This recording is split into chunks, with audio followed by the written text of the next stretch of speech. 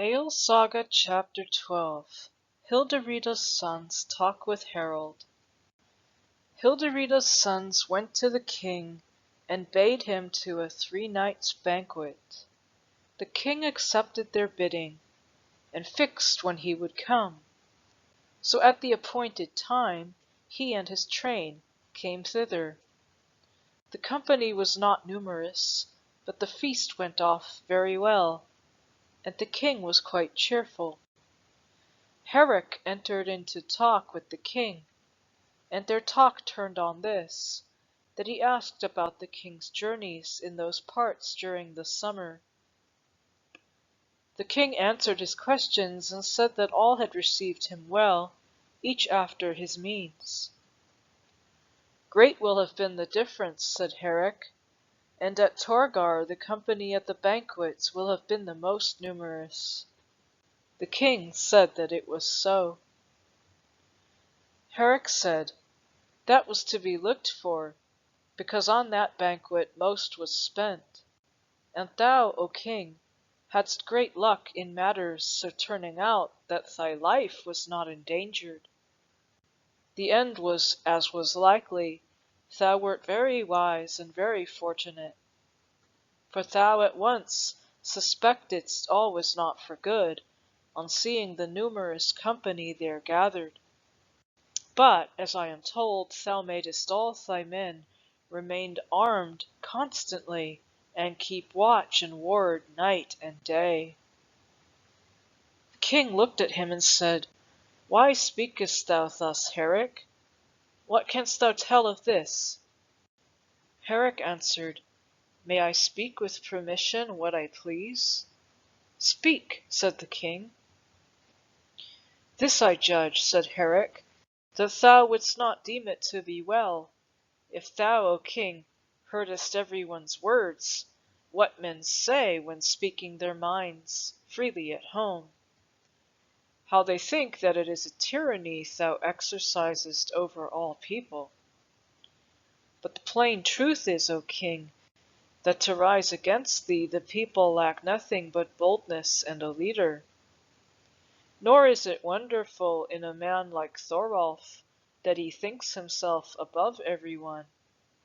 He wants not for strength and comeliness. He keeps a guard round him like a king. He has wealth in plenty, even though he had but what is truly his, but besides that he holds others' property equally at his disposal with his own. Thou too hast bestowed on him large grants, and he had now made all ready to repay them with ill. For this is the truth that I tell thee, when it was learnt that thou wert coming north to Hålogaland, with no more force than 300 men, the counsel of people here was that an army should assemble and take thy life, O king, and the lives of all thy force. And Thorolf was head of these counsels, and it was offered him that he should be king over the Hålogalanders and Naumdalsmen. Then he went in and out of each firth and round all the islands, and got together every man he could find, and every weapon, and it was no secret that this army was to muster for battle against King Harald. But the truth is, O king, that though thou hadst somewhat less force than those who met thee, yet the farmer folk took flight when they saw thy fleet.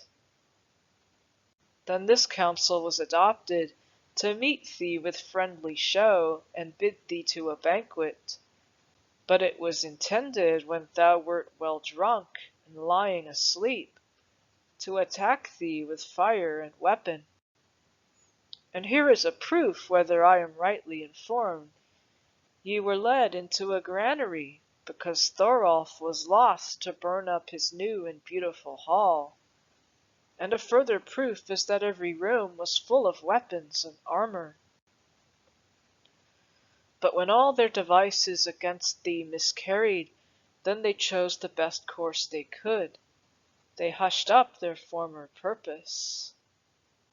And I doubt not that all may deny this counsel, but because few, methinks, know themselves guiltless, were the truth to come out. Now this is my counsel, O king, that thou keep Thorolf near thee, and let him be in thy guard, and bear thy standard, and be in the forecastle of thy ship. For this duty no man is fitter. Or if thou wilt have him to be a baron, then give him a grant southwards in the firths, where are all his family. Thou mayest then keep an eye on him, that he make not himself too great for thee. But the business here in Halogaland put thou into the hands of men who are moderate, and will serve thee faithfully, and have kinsfolk here, men whose relatives have had the same work here before. We two brothers are ready and willing for such service as thou wilt use us in. Our father long had the king's business here, and it prospered in his hands. It is difficult, O king, to place men as managers here, because thou wilt seldom come hither thyself.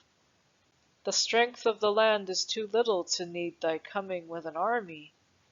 Yet thou must not come hither again with few followers, for there are here many disloyal people. The king was very angry at these words, but he spoke quietly, as was always his wont when he heard tidings of great import. He asked whether Thorolf were at home at Torgar. Herrick said this was not likely.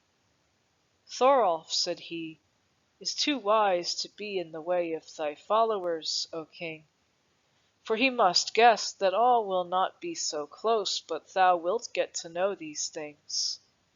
He went north to Alost as soon as he heard that thou wert on thy way south. The king spoke little about this matter before other men, but it was easy to see that he inclined to believe the words that had been spoken. After this the king went his way, Hilderída's sons giving him honourable escort with gifts at parting, while he promised them his friendship. The brothers made themselves an errand into Naumdale, and so went round about as to cross the king's path now and again. He always received their words well. Thank you for watching. Please like and share this video, hit the subscribe button and notification bell, and feel free to ask me any question in the comments section below. Due to the sacred nature of these videos, I would prefer to keep them ad-free. Please help me to do that by clicking the Patreon link in the description box below and make a donation to this channel. Every dollar counts. Thank you for your support.